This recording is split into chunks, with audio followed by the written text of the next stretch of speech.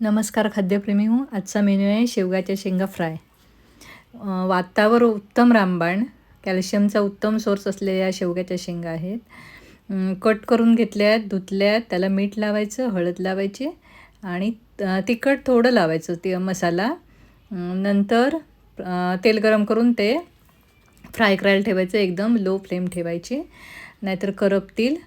आणि 2-3-4 मिनटं झाकण ठेवायचं, परतून घ्यायचं आणि आता परत त्याच्यामध्ये हा मिक्स मसाला टाकायचा. चांगलं परतून घ्यायचं, व्यवस्थित मॅरिनेशन व्हायला पाहिजे आणि मग परत 3-4 मिनटं झाकून ठेवायचं.